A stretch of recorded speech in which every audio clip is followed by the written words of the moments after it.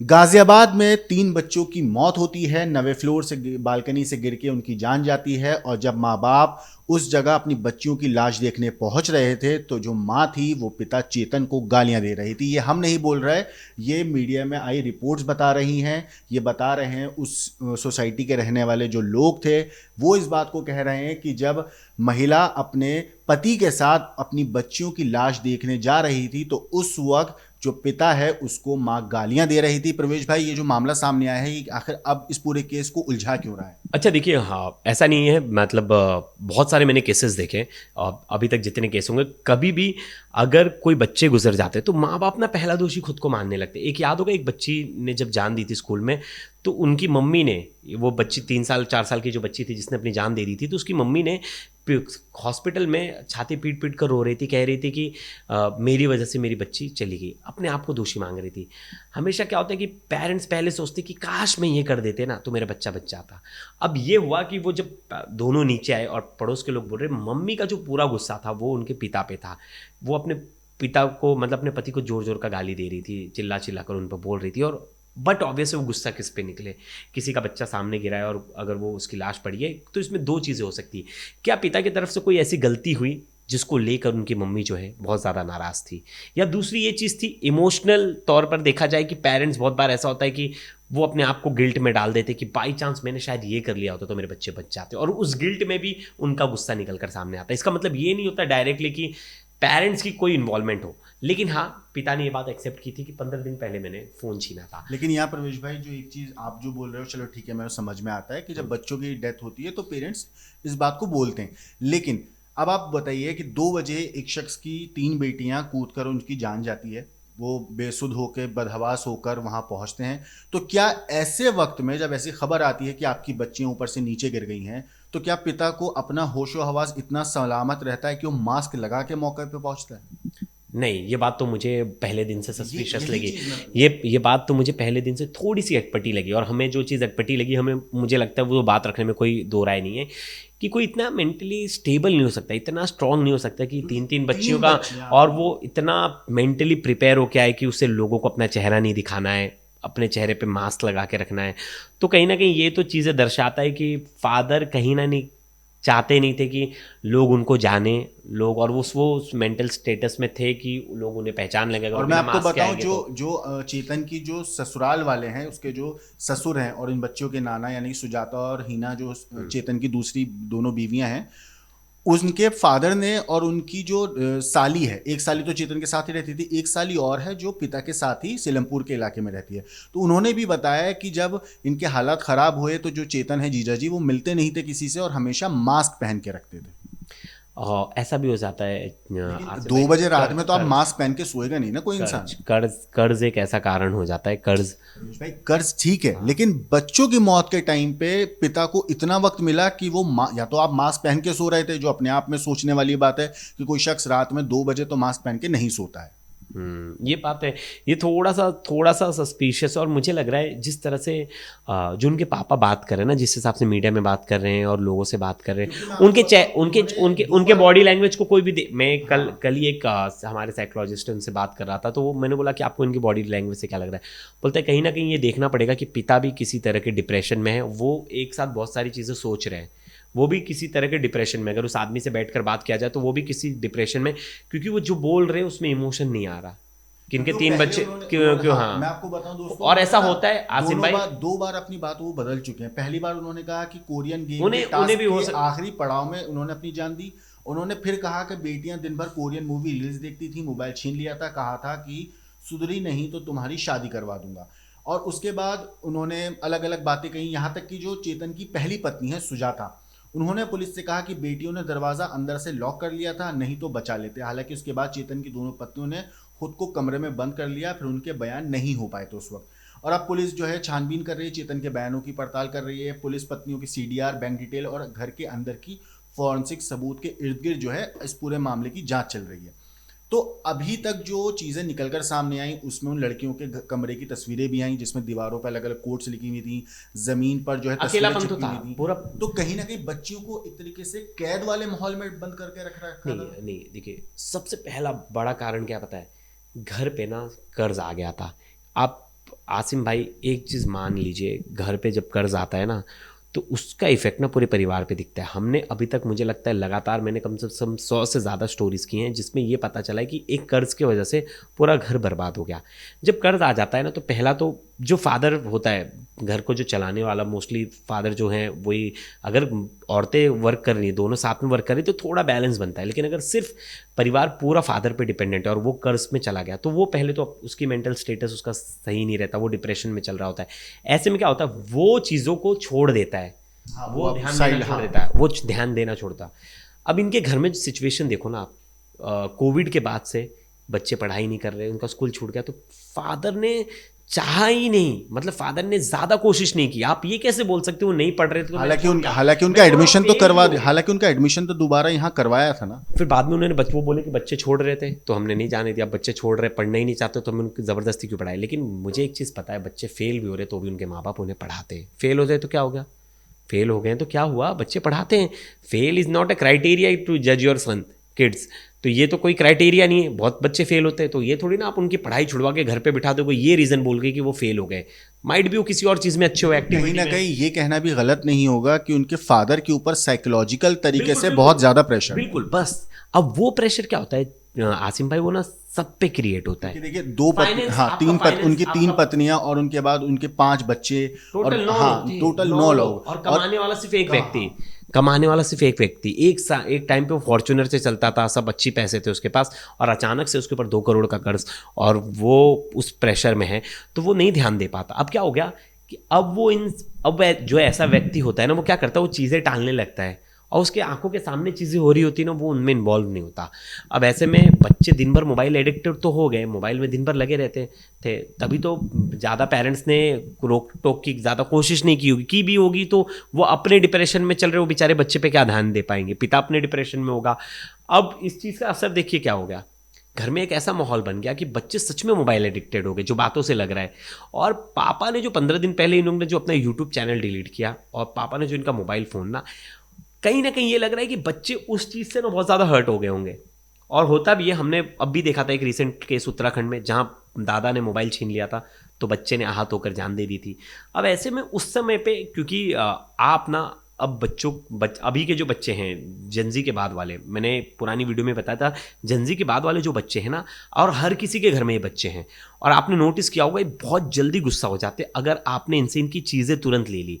और ये भी एक तरह का एडिक्शन है, लोग मानते नहीं, मैं ये कई वीडियो में कह चुका हूँ कि ये भी एक तरह का एडिक्शन है। सिर्फ सिगरेट पीना, शराब पीना, दारू पीना ये एडिक्शन नहीं है, मोबाइल अपने आप में बहुत बड़ा एडिक्शन। किसी चीज़ से बहुत ज़्यादा लगाव रख रहे हो तो वो भी एक एडिक्शन है। अचानक से उस मोबाइल को अगर कोई छीन लेता है 24, मैं अपना 8-9 घंटा, मैं दूसरों की बात क्या करूँ, बच्चों की बात क्या करूँ, मेरा मोबाइल किसी ने ले लिया तो मैं भी परेशान हो जाऊंगा। 5 मिनट के लिए अगर मोबाइल नहीं मिलता, कहीं मैं एक होटल में बैठा था और मेरा मोबाइल अचानक से नहीं मिला तो मुझे घबराहट हो गया, अरे मेरा फ़ोन कहाँ चला गया। मतलब हम इतने ज़्यादा डिपेंडेंट है, इतनी ज़्यादा हमारी डिपेंडेंसी वो मोबाइल पे बढ़ गई है। अब बच्चे जो है स्कूल नहीं जा रहे, 24 घंटे मोबाइल पे हैं, वो भी एक कमरे में बंद रह रहे हैं, क्योंकि यहाँ में आपको लाइफ हो गई ना, और आप उनकी लाइफ को अचानक से छीनोगे तो उस बात से आहत हो चुके होंगे और आहत हुए होंगे। तो ये ऐसा नहीं है कि कोई पहला कैसे कि बच्चे आहत होकर ऐसा कुछ कदम उठाए, बहुत सारे हमने केसेस देखे।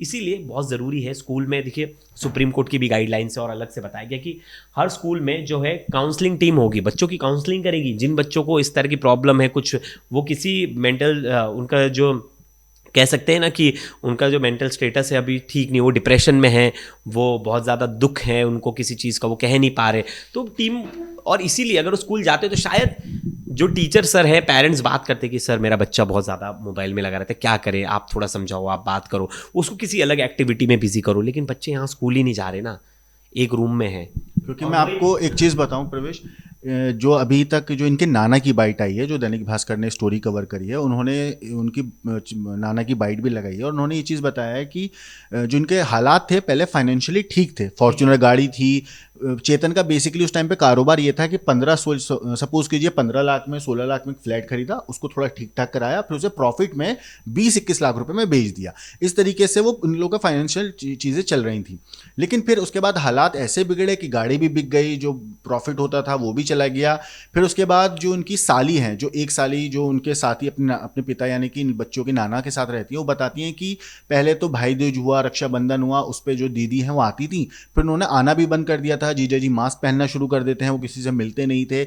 बच्चियां अगर आती थी, अब तो काफ़ी साल से आई नहीं थी, अगर वो आती भी थी तो यहाँ पे किसी से बात नहीं करती थी, वो चुपचाप आती थी, बैठ जाती थी। तो कहीं ना कहीं बच्चियां भी अपने अंदर, जो परिवार का माहौल जब एक ज़्यादा इतना टेंस होता है तो बच्चे भी, देखिए बच्चे क्या होते हैं, उन्हें खुशहाली का माहौल चाहिए होता और है, ये मैं जब उन्हें वो खुशहाली का माहौल नहीं मिलता तो अपने अंदर ही अंदर वो घुटने लगते हैं। अब मैं ज़्यादा इन्वेस्टिगेशन में तो नहीं जा पाऊंगा, क्योंकि इन्वेस्टिगेशन जो चल रही है, पुलिस जो है उतनी जानकारी दे रही है।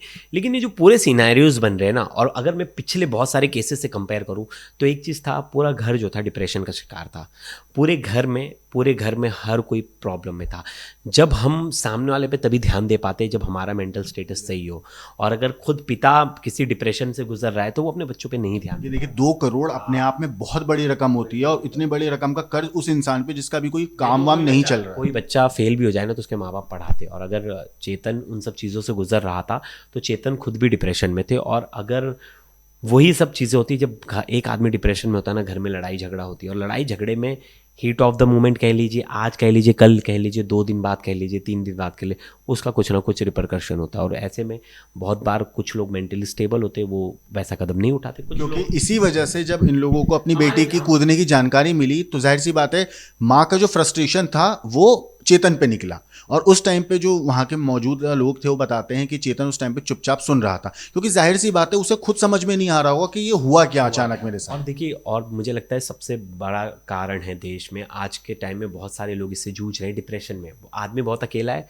आदमी को बहुत सारी परेशानियां हैं, कोई सुनने वाला नहीं, बोलने वाला नहीं, कोई काउंसलिंग करने वाला नहीं। इसलिए हमारे आसपास सोसाइटी में हमेशा झांकना चाहिए एक दूसरे के पास। अगर किसी के घर पे आपको डेली आवाज़ आ रही है, लड़ाई झगड़े हो रहे हैं, तो आप उन्हें एक एडवाइस तो कर सकते हो कि आप एक बार बैठिए, बात कीजिए, शायद आपकी चीज़ों का सॉल्यूशन निकल जाए। लेकिन प्रवेश भाई, जो आजकल नोएडा एनसीआर, अगर दिल्ली एनसीआर की मैं बात करूँ, नोएडा, हाँ, आप हाँ, वहाँ पे जो है ना सोसाइटी कल्चर ऐसा हो चुका है कि लोगों को पता नहीं रहता कि पड़ोस में हो क्या रहा है। लोग ज़्यादा इंटरफियर ही नहीं करते हैं क्योंकि सबको अपनी प्राइवेसी का ध्यान रहता है। तो शायद ये भी कहीं ना कहीं वजह है कि इनके घर में क्या चल रहा था, क्या नहीं चल रहा था, पड़ोसियों को खबर ही नहीं थी, और कोई किससे शेयर भी नहीं करना और चाहिए। ये लोग मिलते भी नहीं थे ना, क्योंकि अब मेंटली तौर पे उतना ज़्यादा रिजर्व हो चुके थे, साइकोलॉजिकल तरीके से डिप्रेशन में थे, परेशान थे। तो जाहिर सी बात है ऐसी सिचुएशन में किसी से मिलना भी बंद हो जाता है। तभी तो सुजाता और हिना अपने मायके वालों से भी ज़्यादा नहीं मिल रही थी। और मैंने देखा था कि मैं मुंबई में जहाँ रहता था तो मैं तो अपने आस पड़ोस के सबको जानता था, लेकिन मैं जब से नोएडा आया हूँ मैं जानता ही नहीं मेरे पड़ोसी कौन है। मैं उनसे कभी मिला नहीं, कभी बातचीत नहीं।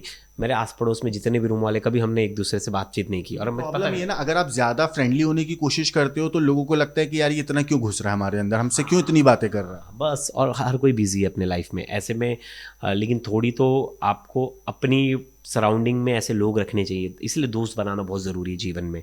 ये मतलब ये हिदायत मैं ऐसा नहीं कि हर किसी को दे रहा हूँ या ज्ञान दे रहा हूँ, ये मुझे भी किसी ने दी और बहुत सही सटीक चीज़ बताई। साइकोलॉजिकली इसका इफेक्ट पड़ता है। दोस्त आपकी लाइफ में होते हैं ना, तो आप उनसे कभी दिल की बात शेयर कर सकते हो, और सिर्फ शेयर करने से ही ज़रूरी नहीं है कि आपको उस टाइम पे आपको सॉल्यूशन मिल जाएगा, लेकिन आपका मन हल्का हो जाता है और उस टाइम पे आपके अंदर की जो एक गम होता है ना वो भी कम हो जाता है। आपके घर पे आपका दोस्त आ रहा है ना, अगर वो कोई चीज़ गड़बड़ देख रहा है ना तो वो भी एडवाइस करता है कि अरे बेटा आप ऐसे मत करो, अरे आप ना, अगर आपका बच्चा, अरे यार मेरा बच्चा बहुत गुस्सा करता है। एक केस है, अभी मैं मेरे फ्रेंड का नाम नहीं लूँगा, लेकिन हमारे एक फ्रेंड है, उनकी वाइफ बहुत ज़्यादा गुस्सा करती थी, बहुत ज़्यादा उनको गुस्सा आता था, हर छोटी मोटी चीज़ों पे बहुत ज़्यादा गुस्सा आता था। तो उन्होंने मुझे बात में बोला यार बहुत गुस्सा करती है, ये करती है। मैंने बोला भैया शायद ना इशू हो सकता है, आपने एक बार डॉक्टर को भी दिखाओ। बहुत बार ना हमारे शरीर में किसी चीज़ की कमी हो, किसी चीज़ का हमें चिड़चिड़ापन हो रहा है, तो उसके पीछे कोई कारण होता है, साइंटिफिक कारण भी होते हैं। अगर आप मेडिसिन ले रहे हो, सब चीज़ ले रहे हो, तो आप शांत रहोगे, ठीक रहोगे, तो आप एक बार दिखा लो।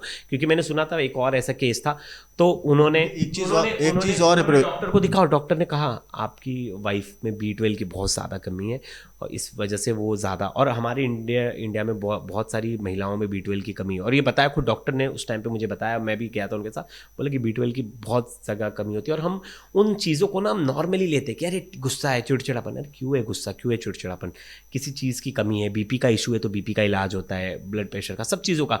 उन्होंने सप्लीमेंट्स लेना शुरू किए, B12 की टैबलेट्स वगैरह लेने, जो चीज़ की उन्हें डेफिशिएंसी थी, जिस चीज़ का, उनका धीरे धीरे गुस्सा जो है कंट्रोल में आने लगा। वो मेडिटेशन उन्होंने क्लास लगाया, वो योगा करती थी। अब मैं सेम उन्हीं से बात करता तो वो बोलते कि ऑल फिट, सब बढ़िया है। तो इसलिए समय पे चीज़ों को ऑब्जर्व करना, वो क्या क्या पता हमें तो बड़ा नॉर्मल लग रहा है, हमें वो गुस्सा नॉर्मल लग रहा है, अरे ऐसी गुस्सा करती, ऐसा नहीं है ऐसी कोई गुस्सा करता है। अच्छा, एक Might be चीज़ इसके और है पीछे कोई प्रवेश reason भाई, होता जो है। हम लोगों के साथ भी होता है, जैसे काम हम लोग करते हैं, ऑफिस में आते हैं, हम लोगों को भी प्रेशर होता है, कभी कभी स्टोरीज को लेके होता है कि स्टोरीज पे नंबर नहीं आया, कुछ भी होता है, तो हम लोग भी प्रेशर में रहते हैं, तो एक दूसरे से शेयर करते हैं, और फिर एक दूसरे से शेयर करते हैं तो हमें भी 10 चीज़ें समझ में आती कि नहीं, हम यहाँ गलती कर अभी रहे तक हैं या ये सही है, आप, तो उससे हम लोगों को बहुत फायदा मिलता आपने है। एक चीज़ नोटिस किया, अभी तक चेतन का कोई दोस्त सामने नहीं आया। हाँ, कोई भी केस होता है तो दोस्त सामने आ जाते हैं कि मेरे दोस्त की स्थिति ऐसी थी वैसी थी, कोई दोस्त अभी तक सामने नहीं आया। दोस्त छोड़िए, उनके कोई रिश्तेदार उस तरह चेतन की साइड से सामने नहीं आए जो उनका पक्ष रख सके कि भाई उनके साथ ये सब हो रहा था। तो कहीं ना कहीं चेतन भी अपने अंदर ही अंदर अकेला हो चुका था। आइसोलेट, इसको बोलते हैं आइसोलेशन। किसी ने अपने आप को आइसोलेट कर लिया बिल्कुल, और आप अपने आप को बिल्कुल आइसोलेट कर लेते हो तो ऐसे में आप सोसाइटी से खुद को दूर कर लेते हो। तब इस तरह का माहौल बन जाता है कि वो माहौल ही पूरा डिप्रेसिव माहौल होता है कि कैसे लोग रह सकते हैं। एक केस था मुंबई का, मुझे याद है, एक महिला थी, सिर्फ अपने डॉग्स वगैरह के साथ रहती थी और खुद को इतना आइसोलेट कर लिया था उन्होंने कि कई सालों तक वो लोगों से मिलती नहीं थी, कई सालों तक। तो वैसे ही बहुत सारे ऐसे केसेस आते हैं। और यहाँ इस परिवार का तो सबसे बेसिक जो दिख के आ रहा है ना जी आसिम भाई, कि ये लोग कहीं ना कहीं उस स्टेटस में थे, हाँ फाइनेंशियली उस स्टेटस में थे कि जहाँ ये सच में नहीं ध्यान दे पा रहे थे बच्चों को। और किसी की भी अगर फाइनेंशियल हालत नहीं ठीक होगी तो वो आदमी डिप्रेशन में होगा, तो वो सच में नहीं ध्यान दे पाता। ये एक घर की कहानी नहीं है, ऐसे कई घर हैं उनकी कहानी है। और ऐसे में समझना चाहिए कि भले ही हम ना क्या कर देते पता है आसिम भाई, उस टाइम पे सबसे बड़ी गलती क्या करते हैं, फाइनेंशियल स्टेटस, हम उसी स्टेटस पे खुद को रखने की कोशिश करते हैं। मतलब अगर हमारा स्टेटस कम हो रहा है तो हम खुद को फील नहीं करते कि यार हम इस स्टेटस में आ गए। आप गवर्नमेंट स्कूल में डाल देते, कुछ आते थे, आप अपना एरिया चेंज कर लेते कि आपको उस सोसाइटी में ना रहना पड़े कि जहाँ आपको ताना सुनने मिले कि कोई आपका मजाक उड़ाए रहे, फॉर्च्यूनर लेके चलते थे अब तो रिक्शे में जा रहे। तो आप उस सोसाइटी को चेंज कर दो, वहाँ से बाहर निकलो, नई जगह जाओ, नई शुरुआत करो। वहाँ आपको कोई देखने नहीं आ रहा है, कोई बोलने नहीं आ रहा है, क्योंकि बहुत सारे लोग इसी डिलेमा में रहते, इसी टेंशन में रहते कि अरे लोग क्या कहेंगे, मेरे पास तो फॉर्च्यूनर थी, अब क्या मैं मेरे बच्चों को सरकारी स्कूल में डाल दूँ। बच्चों को अगर ये सरकारी स्कूल में डाल देते, खर्चा तो नहीं आता, बच्चे पढ़ते, फेल होते तो फिर भी पढ़ते ना, उनका समय स्कूल में तो जाता, वो स्कूल में स्कूल में जाते, दोस्त मिलते, टीचर होते, अपना दिमाग थोड़ा सा उनका डाइवर्ट होता। वो तो नहीं पढ़ते, स्पोर्ट्स में तो रहते हैं। अरे देखिए, आप माना स्पोर्ट्स में भी नहीं रहते, समझ में आता है, चलिए ठीक है, आप वहाँ जाते, 4 अलग बच्चों से मिलते, थोड़ा माइंड हल्का होता, 2 चीज़ अलग चलती उनकी लाइफ में। अभी क्या था, अभी उनका फोकस सिर्फ उनका घर, कमरा और वो तीनों बहनें थी।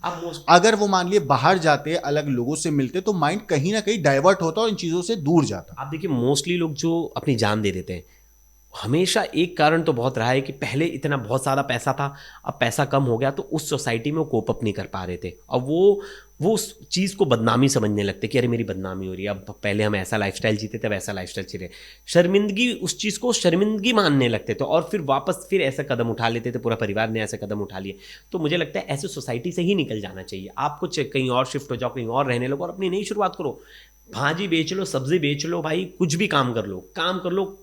अगर आपके दोनों हाथ पैर चलते हैं तो आपका सर्वाइवल ऐसा नहीं हो सकता, बिल्कुल सर्वाइवल हो सकता है। आपको कहीं भी नौकरी मिल जाएगी, कुछ भी काम कर सकते हो, आप अपना सर्वाइवल कर सकते हो। गवर्नमेंट या राशन देती है फ्री में, गवर्नमेंट शिक्षा दे रही है फ्री में, गवर्नमेंट हॉस्पिटल्स हैं जो फ्री में दे रही है। मतलब आप सर्वाइव करना मुश्किल नहीं है, सर्वाइव कर सकते हो आप। हाँ, लेकिन और अगर उसी सर्वाइवल से आप आगे निकल कर जाते हो तो आप शायद अपने पीछे और अपने बच्चों के लिए, सबके लिए मिसाल पेश करोगे कि देखो तुम्हारे पापा ने इतनी मेहनत की।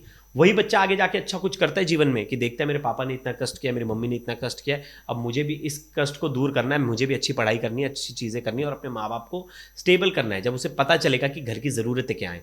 लेकिन वही है, अब वो स्टेटस तो नीचे आ गया, लेकिन उसके बाद वो डिप्रेशन में रहने लगे कि सोसाइटी क्या सोचेगी, कल तो हमारे पास 10 गाड़ियाँ थी, आज हम रिक्शे में चल रहे। इस चीज़ों की वजह से वो खुद को आइसोलेट कर लेते हैं मोस्टली लोग जो कर्ज में जाते हैं। तो दोस्तों, ये पूरी चीज़ थी जो हम पूरी वायरल हो रही थी और इन चीज़ों के ऊपर अलग अलग खबरें भी छप रही थी कि बच्चों की मौत के बाद पिता और पत्नी जो थे उनके बीच में अलग बहस हो रही थी, कहानियाँ आ रही थी निकल कर सामने।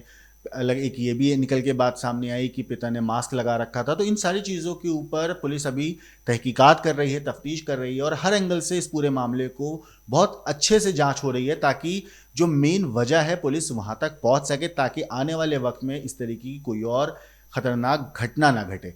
फिलहाल स्टोरी में इतना ही। इस केस के ऊपर आपकी जो कुछ राय है हमें कमेंट करके ज़रूर बताइएगा, लेकिन देश और दुनिया की बाकी क्राइम की खबरों के लिए देखते रहिए क्राइम तक।